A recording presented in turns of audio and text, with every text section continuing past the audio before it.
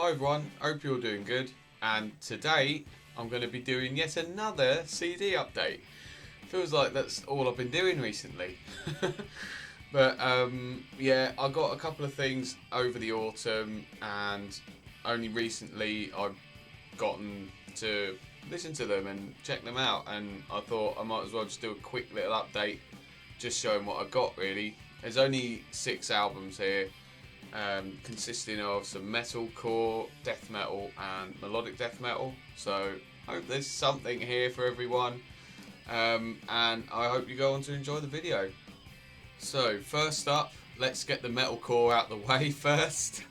And basically I went to see this band a couple of weeks ago at the Roundhouse, and it was my first time actually going to the Roundhouse, and it was a really good show. And the band in question is Bury Tomorrow, and I had listened to them a little bit.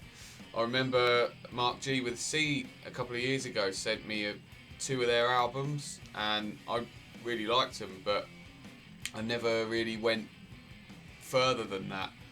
And then this gig come up that me and my dad and his mates and their family all went. They wanted to go, so we kind of tagged along, and it was a really good show. They were excellent. There was a couple of other bands on, Make Them Suffer, and a couple of other bands who I'd never heard of before, but I think Bury Tomorrow were by far the best band on the day. I also picked up this t-shirt. There we go. I saw this and thought, yeah, I've got to get this. And then on the back, it's just got the tour dates on. But yeah, pretty happy with this t-shirt. And yeah, it was a really good night and a really good show.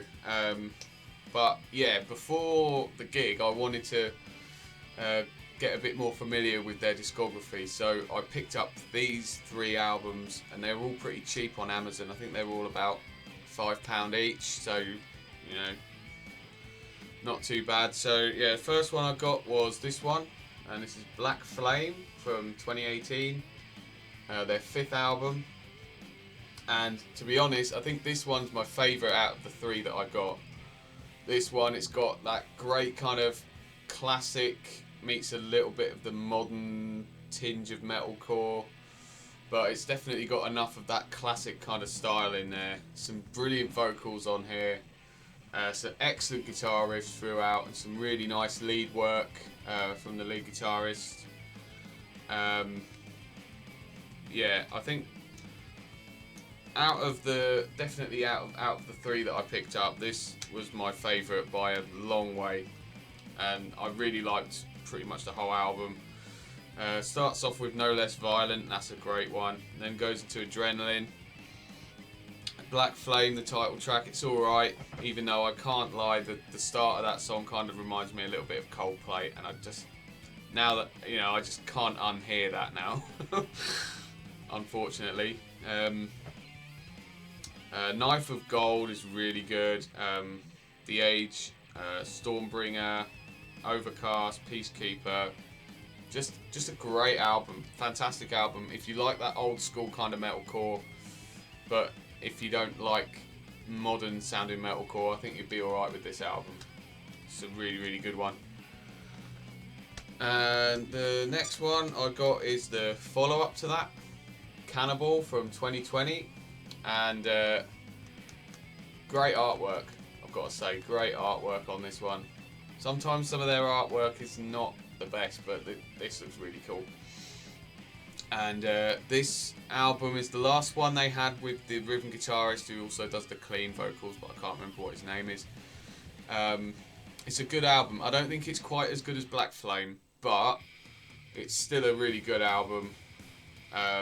It sort of is kind of starting to get a bit more towards the modern metalcore sound, but still I really enjoyed it, and I listened to it again last night, and I think I liked it a lot more now. And I definitely like this band a lot more now after seeing them live, of course. Really good stuff, some great guitar solos as well on this album again. I really love the first song, Choke. The Grey, that's a really great song. Better Below's pretty good. The Agonist I quite like. Quake is a quite an interesting song. It kind of sounds a bit like an 80s ballad, and then just goes super damn heavy in the middle.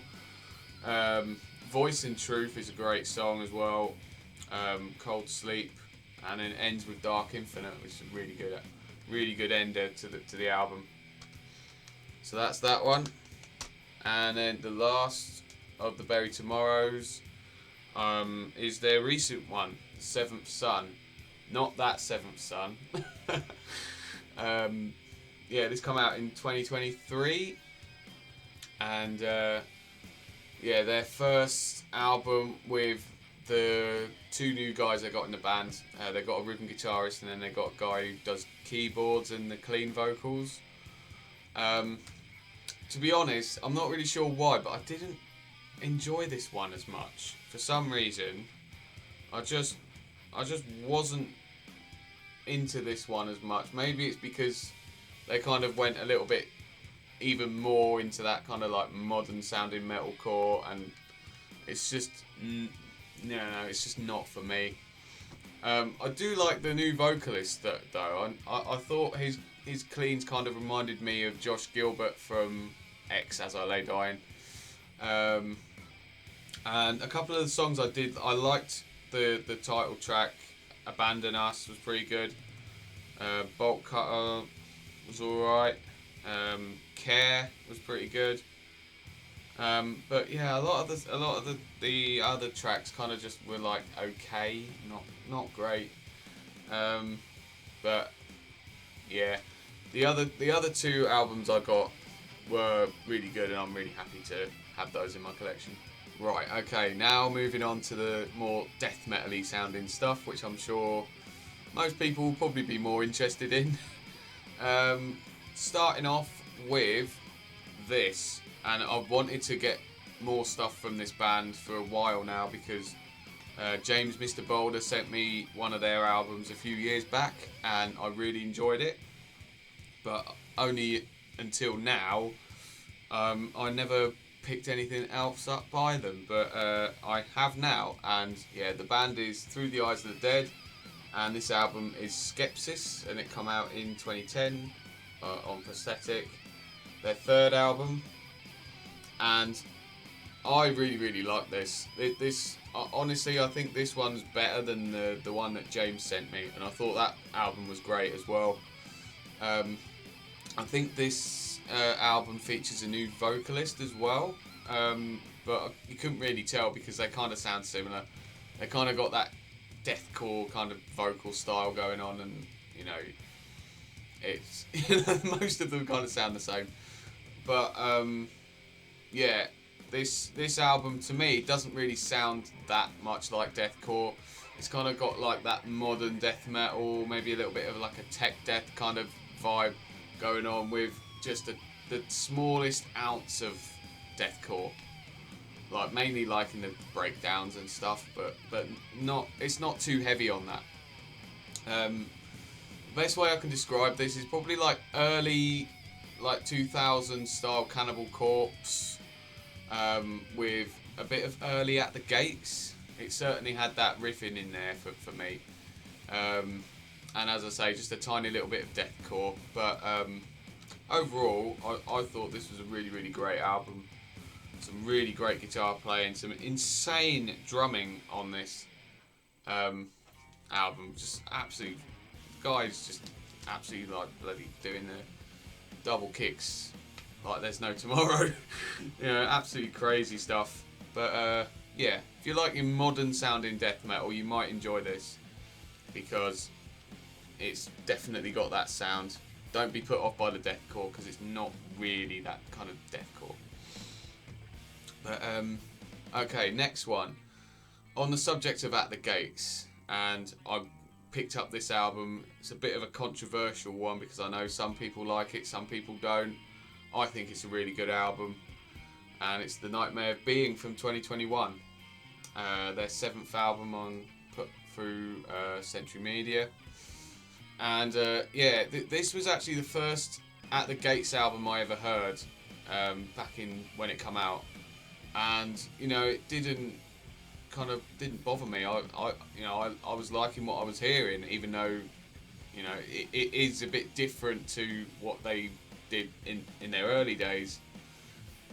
You know, yeah, the vocals are probably not as strong as they were in the past, but I still dig it. I still, you know, I liked the vocals. I liked the riffs and the progressions throughout the album. Definitely had a slight proggy kind of feel to most of it, but it did mix quite nicely with the melodic death metal sound.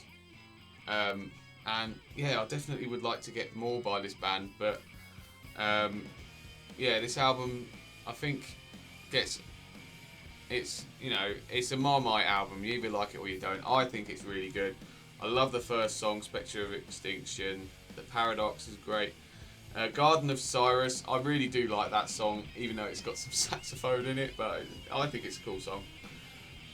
Touched by the White Hands of Death is a great song. I really like Cult of Salvation as well. The Eternal Winter of Reason to end it. Really solid album. But I understand why some people might not be into this album. But I dig it. I think it's cool. And the last one for today, I'm going to end with a classic, an absolute stone cold classic. Pestilence, Consuming Impulse. I've been wanting to get this for so long, and I'm so glad I finally got it. I think it went down in price a little bit as well on Amazon, so I just got it straight away. Yeah, this is the Agonia Remastered edition. Yeah, it's a bit dodgy, this, I mean. But, you know, apart from that, the album sounds absolutely savage. You know, really, really loud. Stuff got that classic death metal sound, very thrashy. There is quite a nice booklet inside though, with some great pictures of the band from back in the day. Yeah, the production, although it's loud, it's a little bit strange because it felt like one guitar solo was in one side of the speakers and then the other guitar solos were in the other side. You know, it kind of just didn't feel, but maybe that's what they were going for, I don't know.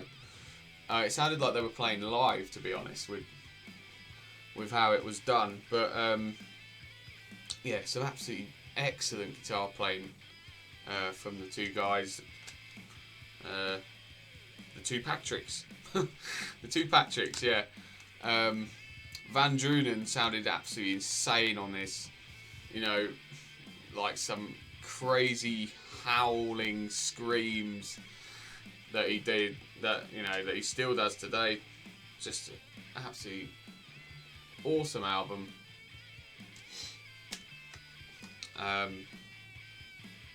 Yeah, I've been wanting to pick up some more Pestilence, so I'm glad I got this one. Really want to get Testimony of the Ancients as well, because I know how revered that album is.